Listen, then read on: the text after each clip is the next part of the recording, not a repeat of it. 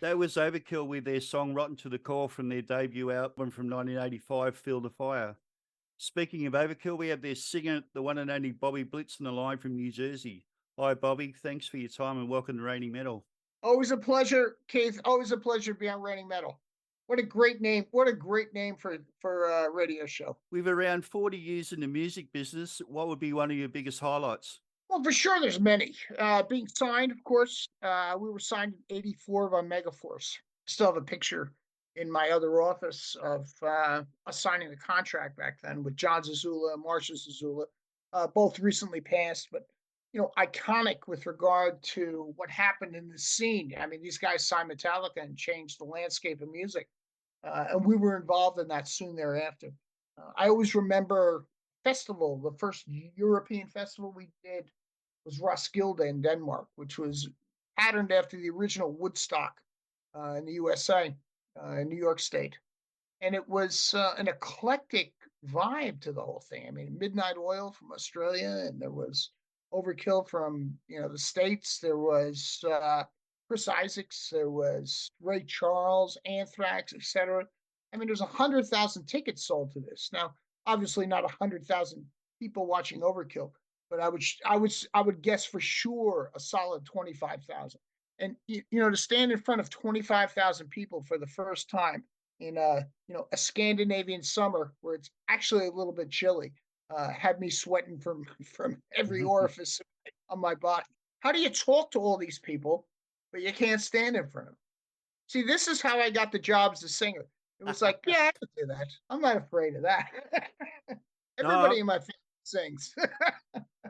no, I'm just afraid that I'd stuff up. I know you've been doing pretty well with it over the years, so you're a bit of a master at it. Well, I wouldn't say I'm a master. I think that one of the things is that I understand how to present things. That's one of my jobs in Overkill. But again, it's something that was just quite simply passed down from my mother. I mean, she came from Irish immigrants, in the States. She was first generation American girl, and she had 12 brothers and sisters. So there's 13 kids in the family, and all there was 9 girls, and they could all harmonize. So if we were all at Grandma and Grandpa's on the weekends, or Nana and Daddy Jack, as we called them, on the weekends, the girls would be around the fireplace singing old Irish lullabies and harmonize. So singing was never an issue, or standing up in front of people. Being bad was never an issue. It's just doing it. So to me, it always seemed natural. Also, those who don't know, one of your lows was when you suffered a stroke on stage. Could you tell us about it? Well, it was the TIA, so it's a mild stroke. It's kind of an on-off switch with the lights. It's not something that I've had any repercussions from in the past. I mean, I was on my motorcycle 3 weeks after the stroke. I mean, I could only take left turns, but I mean, it was Yeah. which was a little weird. But the point is, again, it was hereditary, so it wasn't something that we had to look into so deeply. I remember, one doctor saying, "Oh, I'm pretty sure you're an epileptic." I'm like, "Bro, I'm fucking 40. If I'm an epileptic, I would have had this somewhere before. No, I think you should take this medication." I said, "It's going to make me bald, give me erectile dysfunction, and put weight on." I said, "I'm not taking the fucking medicine. You take the medicine." Well, somewhere you got to grow a set of fucking balls, or at least a little bit of hair on them anyway. But but the point is that I never had a fear after I was explained, from my mother what it was from her end, and from my mother's doctor, that this is hereditary, and this is possible to be in your system also. Your mother has had this X amount of times. So, to me, it was just, okay, move through it. Don't get caught swimming and have a stroke, that kind of a thing. So I've never had a recurring event. With all the ups and downs the band's gone through over the years with lineup changes, etc., what has kept you and DD motivated to continue on? Well, there's obviously many reasons, but I think that, I mean, we talked earlier, before we were recording, about opportunities, and we like opportunities. Maybe we're opportunist kind of guys that, when something comes your way and somebody offers you an opportunity, I mean, you take it fully. in heart, to say we can squeeze this opportunity for everything it has. We had the last opportunity, but this one could be better. And I think that possibility becomes the reason from one record to the next. I mean, we're obviously very lucky to have had this kind of a blessed career, to be able to go through so many record companies and still have great support through those record companies, great promotion, great touring, but you still have to make the most of that opportunity.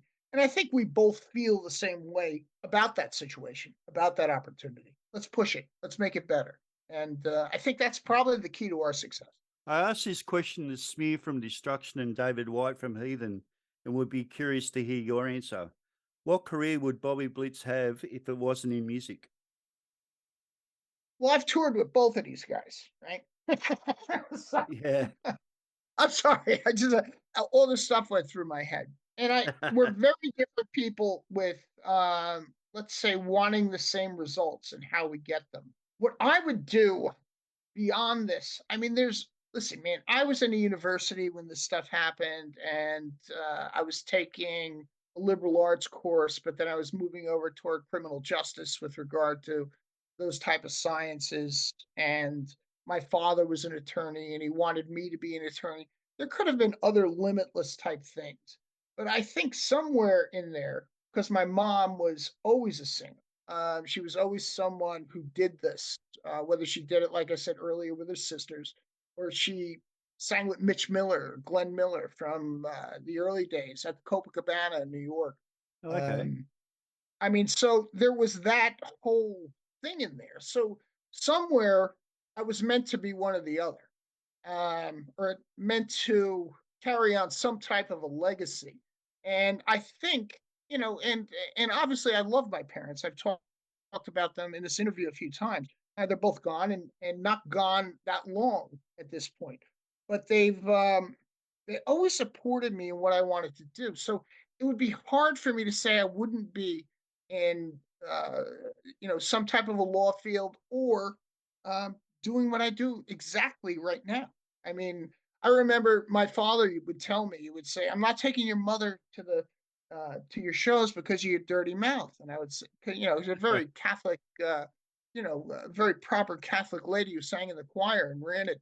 She would sing every wedding and funeral in our town, But so we got my mother at one of the shows when I was about 52, and my father said, "Watch your mouth." And we were playing this sold out theater in Times Square in New York City, about 2,200 people. And I finished the first song and I said, "I have a very special guest here. Tonight's the first time my mom's here to see me play. And I promised her I'd use no fucking profanity." Well, in any case, it was over right there. I saw her blush, and I said, something, I could be myself. She loves me anyway. Yeah, that's true. Mothers will always love you. See, maybe that's why we succeed, because we have that kind of background, that our families are always have been the most important things to us. Okay, you have your 20th studio album coming out on the 14th of April called Scorched, which has been 4 years since the Wings of War album. How does it feel to finally get this album out? Well, it does feel good, but it was by design. We were scheduled for 21. It was actually April 21, so it was a year after the pandemic. If the pandemic was March 2020, we were scheduled for 13 months after that for a release. And my feeling was, no way, not unless we can tour. This is not the way it's going to work. I mean, we were out on the road as per normal for us, in March of 2020, and got knocked back by Live Nation and Dr. Fauci and every other medical professional stuck their finger up your rear end. At Mm-hmm. that particular time, and told you to go live in your own house, like the rest of the world.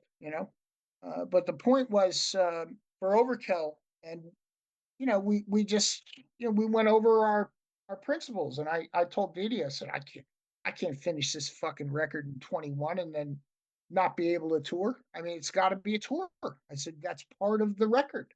Yep. And he tended to agree.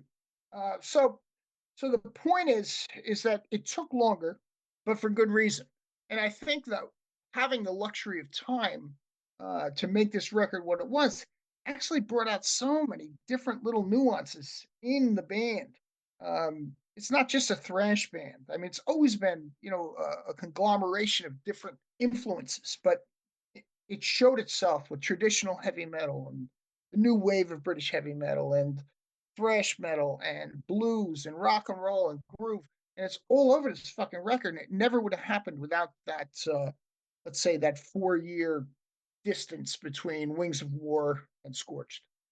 You're about to start the European leg of your Scorching the Earth tour. That the first date will happen on the 13th, right before the release of the record, the 14th of April.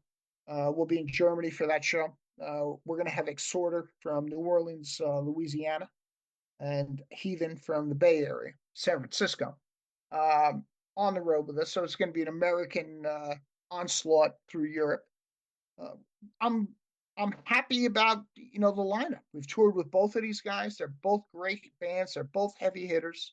My feeling is that this should work, especially at this level. So excitement abounds, put it that way. Anticipation of something. Do you plan to bring the tour back to Australia? It's all about finance. I mean, it's obviously not, the first motivator for this to do it for this long period of time, but it has to be affordable. Is it on the table? Yes. Have we come to any conclusions at this point? No. Okay. I do see 2 European tours. I see the US in June, July. I see European festivals through the end of July and into August. A US festival in September, a second run of Europe in September, October. I see South America before Christmas. That's where I am to right now. I don't have anything planned beyond that. You last come out here, I think, in 2018. You're here. Yeah, that was the last time we were there. I mean, it's always a good time coming down under, man. I mean, so it's different, It's funny. They always said that the Brits were more like the Americans, and as soon as I hit Australian shores and I started getting my balls busted by some fucking security officer in the airport in Brisbane, I said, "You're American than most. You're American than most Americans." It's a funny story. I got there and they pulled me off the security line, and I went over to one of your border guys, right? And he grabbed my carry-on. And I don't do any drugs, but I indulge occasionally in the finer spirits that are made by man on this earth that you can drink. And he goes through everything, and I had a book called "What Would Keith Richards Do?" Right? And this little book. And we're talking back and forth. What are you doing? I said, well, I'm here to do some rock and roll shows. Yeah, it's going to be heavy metal. Oh, that's nice. Where are you playing? Melbourne, Sydney, Brisbane, blah, blah, blah. Oh, so you like Keith Richards and the Stones? I said, I do. I said, does Mr. Ellsworth have any other habits like Keith Richards? I said, good for you, pal. Oh, man. I do not. No, I don't think anyone could beat Keith Richards. Yeah, I don't think so. No, he's been there, done that, got the T-shirt and brought the factory, I think. Okay, well, I'd like to thank you so much for the chat. Stay safe and hope to see Overkill in Australia possibly next year. Wow, great pleasure. I would hope so too. I'd hope by 2024 we get another joint down there. I mean, it's a great place to go. Great people. And again, I just enjoy being down that far or that far away from home and feeling like I'm at home. Okay, well, finish up. This is Overkill's latest single, Wicked Place. Once again, thanks, Bobby, for the chat, and good luck with the tour and the new album, Scorch, which will be out on the 14th of April via Nuclear Blast Records. Thank you, Keith. You're a gentleman.